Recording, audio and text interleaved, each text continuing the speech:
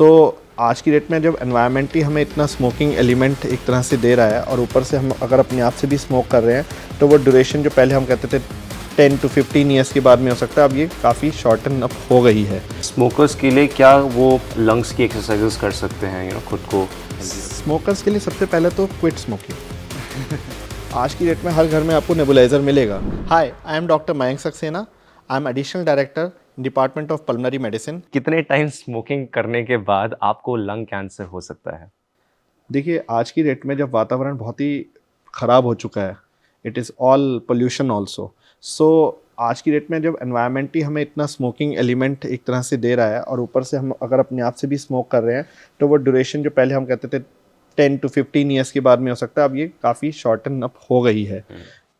अभी फिर भी इसको प्रेडिक्ट करना बहुत मुश्किल है। मैं बोल दूं कि इतने टाइम बाद में कैंसर हो सकता है, वो ठीक बात नहीं होगी, लेकिन फिर भी अगर स्मोकिंग हिस्ट्री किसी की भी 5 ईयर्स 6 ईयर्स से ज़्यादा हो रही है और वो बढ़ रही है तो ये एक इंडिकेशन है कि आपको स्मोकिंग छोड़नी होगी, क्योंकि आपके अंदर में सेल्स में म्यूटेशन हो सकती है जो कि कैंसरोजेनिक, क्योंकि वो इंजरी रिपेयर मैकेनिज्म होता है बेसिकली, जो कि डिस्टर्ब हो जाता है और वो बेसिकली कैंसरस और म्यूटेशंस, जेनेटिक म्यूटेशंस की वजह से भी कैंसर हम लोग देखते हैं इस टाइप की सिचुएशन में। तो smoking is a very prime factor for the lung cancer. And आप अगर 1 साल भी हो गया आपको स्मोकिंग करते हुए, तब भी आप रिस्क फैक्टर में आते हैं, और if duration is more than 5 to 10 years then you are absolutely have to take care of yourself कि ये स्मोकिंग आप छोड़ें, नहीं तो cancer, bronchitis, asthma, COPD, so many things that are linked with the smoking। Smokers के लिए क्या वो लंग्स की एक्सरसाइजेस कर सकते हैं खुद को हेल्दी रखने के लिए? स्मोकर्स के लिए सबसे पहले तो क्विट स्मोकिंग। क्योंकि आप दो नाव पे पैर रख के चलने का कोई लॉजिक नहीं है, लेकिन मैं ये जरूर कहूँगा स्मोकिंग छोड़ना बहुत ज़रूरी है।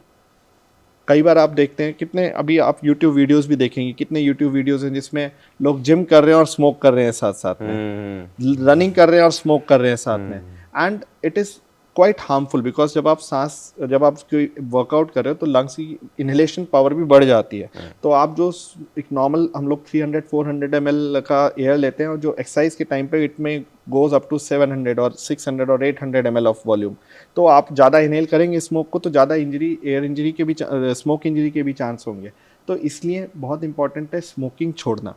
साथ साथ में एक्सरसाइज, कोई फैंसी एक्सरसाइज करने की ज़रूरत नहीं है। सिंपल आप अगर एक ग्रेजुअल बिल्डअप ऑफ एक्सरसाइज करें, जिसमें वॉकिंग से शुरू करें, yoga, pranayama, there so many good things to do, then normal respiratory exercise, anulom vilom pranayama, then gradually building up the process. अगर आप जिम जाते हैं तो जिम में अपने आप से कुछ भी एक्सरसाइज शुरू ना करें, जिम ट्रेनर जो होते हैं उनके साथ में कोऑर्डिनेट करके ग्रेजुअली बिल्डअप करें प्रोसेस को।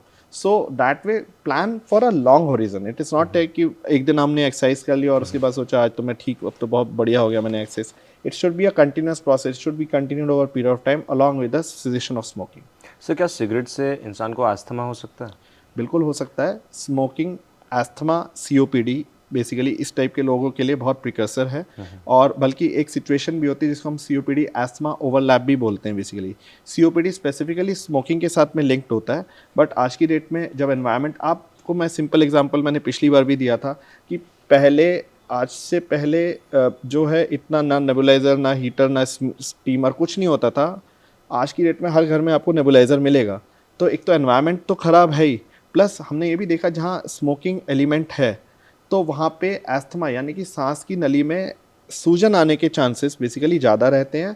ख़ासतौर से इवन करंट जो एक्टिव स्मोकर है, साथ साथ में फैमिली, बच्चे जहाँ पैसिव स्मोकिंग का भी एक्सपोजर है, जैसे अगर पेरेंट कोई करता है स्मोकिंग और साथ में कोई बच्चा भी साथ में रहता है जो कि छोटा है, तो वो भी इनहेलेशन की वजह से बेसिकली सांस की नली में सूजन आ सकती है और ब्रोंकाइटिस, एस्थमा टाइप के सिम्टम्स डेवलप हो सकते हैं।